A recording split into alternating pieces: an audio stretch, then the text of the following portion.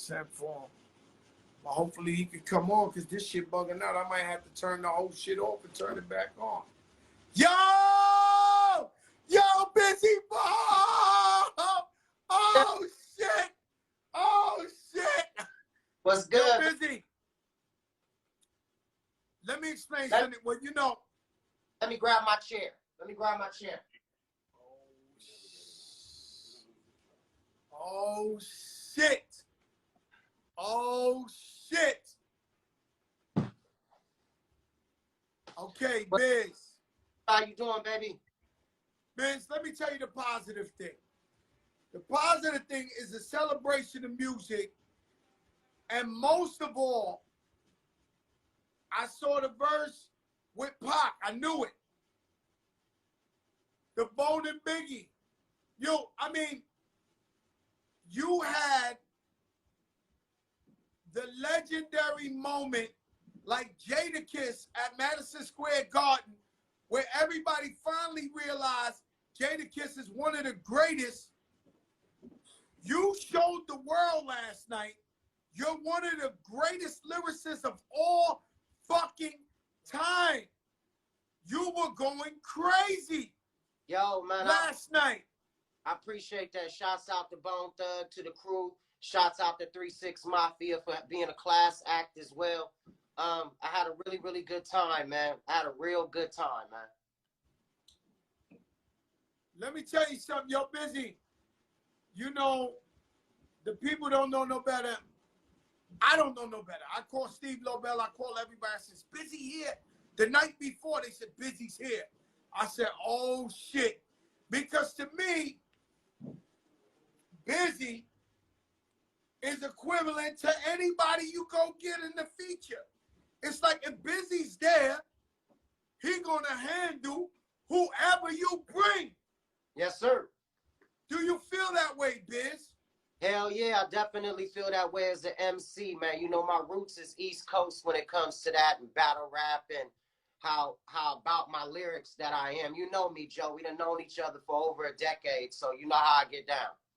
3 decades, 2.5 decades. I know we want to be young, but, and then people don't know. I try to tell them, I put up a picture yesterday with Bone Thugs, Biggie, Little Kim, Puff, and me. And they don't know the story that you guys were real cool with Pop, and Biggie was on me because you the first guys that embraced me to be on another level. Bone Thugs was my big homies. Okay? Love. Let's keep it 100%. And you guys love Fat Joe, and you took me on the road with you. And so Biggie knew that, and he was like, yo, Joe, I need these guys to get on a record with me. I said, yo, Big, rest in peace. I said, yo, Big, they fuck with Pot. And they was like, nah, but they your guys. So I get on y'all, get on Steve Lobel, get on all that. And then y'all go to the studio, and that's how we made Bone and Biggie. Goddamn right. And so I'm sitting there, and, you know, I feel different. You know, I love 3-6 Mafia to death. But, you know, I'm Joey Bone. You know. You know, I don't know if these people really understand that, you know, Bone Thugs is my family, my heart. You know, when Big Pun died, Lazy Bone was standing right next to me when I found out. And he stood with me for the funeral and everything. So I feel like people must have think I'm in the crowd going crazy. Yeah, I'm in the crowd going crazy. Hello, Melissa. Hi. Oh, shit, Melissa made it. Melissa from Trilla's in the building. That's my girl. What's up, Melissa? How you doing? Yo, Melissa, come say hi to the people, because we've been talking about this girl in every recap. Just give them a little wave, Melissa. Hi, everyone. Yo, Biz. I was so happy. I'm like you, right? So I never wanted to do a versus because I always do. I'm a sore loser and I'm a worse winner.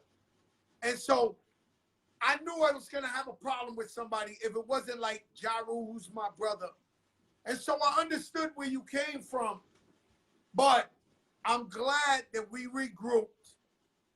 And what was that like? I know you was feeling like they was taunting you. They said, suck my dick. You break that down to me.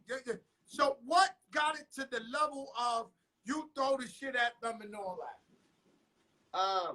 You know, like, so, like a little back history, like before I got there, you know, my son, he was really, really sick, and I had to take care of him. So he kind of gave me his cold, and I had to, like, I've been spitting green, nasty mucus and not able to laugh, not able to, you know, do anything. So I was already feeling, you know, I couldn't go back and forth with the banter like I wanted to. So I said, let me stay in character, because I knew at the end it's gonna be all hugs and all kisses. So, you know, the first time that like I tried to like create some sort of banter and do a little back and forth, y'all ugly motherfuckers ain't finna be, you know, like I expected maybe a shut the fuck up. I expected a maybe, who you calling ugly? Y'all motherfuckers, I expected maybe some of that.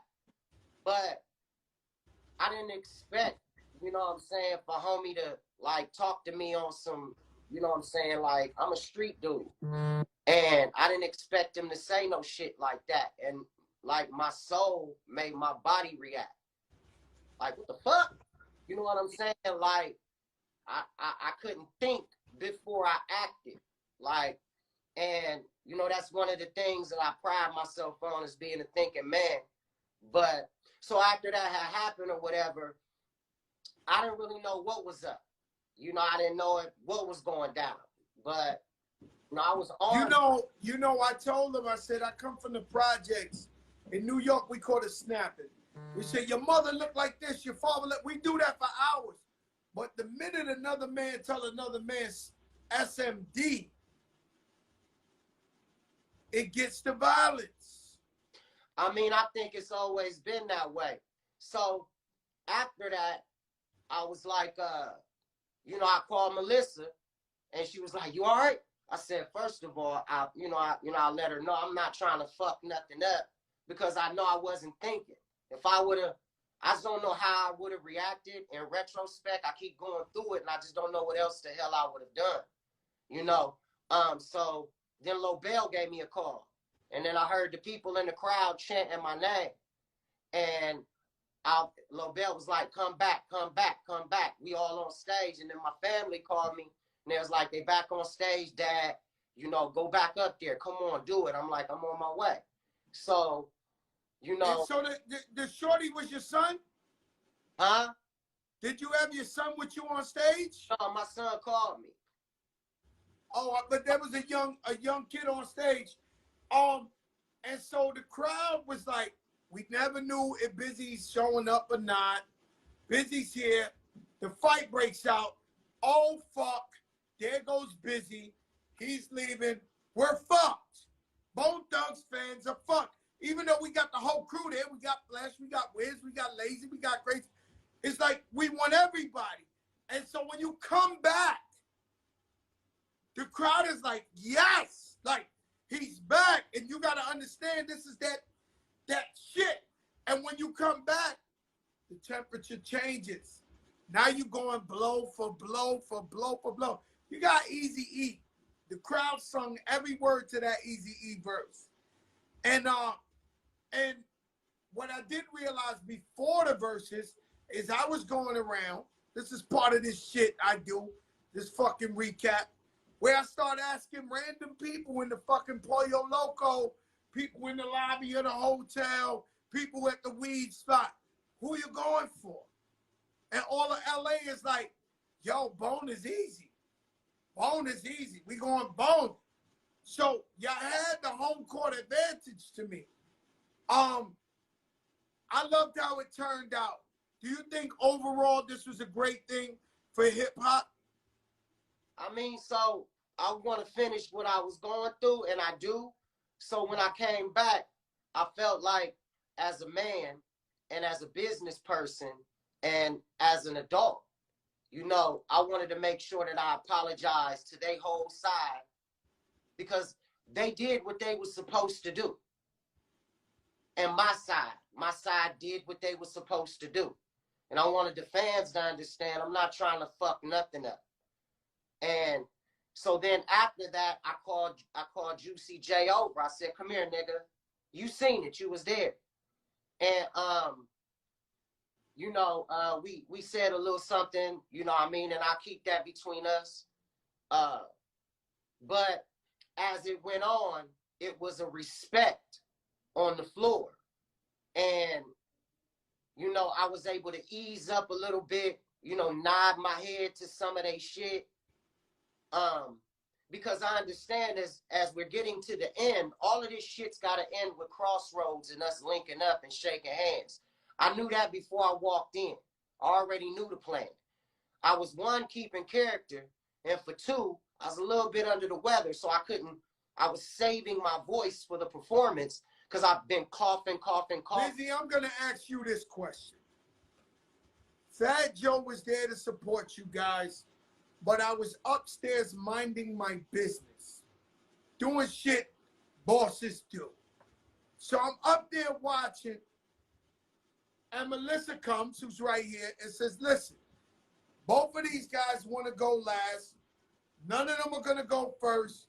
They want Fat Joe to do a coin toss to see who goes last. The reason I'm explaining this to you, I go out there, I introduce both of y'all, with y'all both family, and I throw, and shout out to Crunchy Black. He's the only one I didn't get to introduce because crazy, Lazy was wild. Like, it was just wild, right?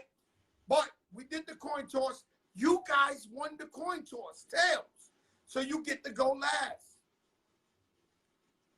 Why didn't you guys do first of the month last? Like, I don't know why you guys didn't perform first of the month. The whole fight was over going last. And you got a motherfucking bomb. And you never did the bomb. Let me tell you why. Because of, mostly more than anything, was because of what happened to Young Dolph. And we wanted to make sure that we were able to say rest in peace to somebody that came from Memphis and bring it all together. It was a very strategic plan. And that's what we wanted to do.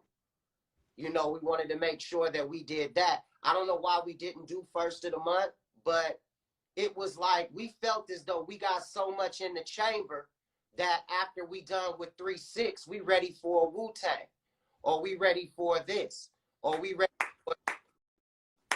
So, you know, we wasn't trying to be arrogant. We just understood we got so much that some things we can lean back on and let them young brothers on their side shine too. You feel me? Yeah, I dig it. I dig the tribute. Rest in peace, Young Dolph. Rest in peace, Virgil. Rest in peace, the wife of Clarence Avant. They got killed by some crazy motherfucker in LA in their house. I heard hip hop. We've been losing a lot of people. So Crossroads is one of the greatest hip hop records of all time. And so you ended it on that. I get it. First of the month was definitely, like, you know, I know Bone. So you was actually playing songs that I know and the real fans know, but just the general public might not know it. Like, but I know it. You know, and first of the month, y'all fucked it. Somebody, the DJ, somebody fucked up not playing first of the month. Whether it may have been earlier, because when the fight happened and you came back, I wanted one of them motherfuckers right there. Boom, boom, boom, boom, boom, boom. I wanted a first of the month. I wanted one right. It was incredible how grown men came together who actually really love each other and made this thing all the way through. Agreed. Let me ask you one last question, Bizzy Bone. Where do you think you at in the top rappers of all time? I mean, I think, like, because, like, anybody from a group, No, I mean, I don't think they never really give that. That never really is accrued to anybody in the group. It's just like, you know, Jada was able to, you know, step outside of his group, but it's just difficult for me because, you know, me and my boys, we brothers, and we were kind of taught like nobody is, you know, as brothers, you're not better than your brother. If you get scuffed up, you better come home with a bloody lip just like your brother. So that's just the way Mama P and Granny Rose and Sis and rest in peace Mama Linda, that's just the way that they taught us, you know, as our four mothers in Bone Thugs. So I don't really think like that, but I'm going to keep on getting at it. I'm going to keep on getting to it. And I ain't going to... Hey, Bizzy, let me tell you something. Natasha, it's the thuggest, ruggest bone. It's the thuggest, ruggest bone. Man, she sound the same all these years later. Man, that shit was amazing. She was tuned up. She was definitely hot. Her mic was definitely hot, man. She was definitely tuned up. My brother, I love you.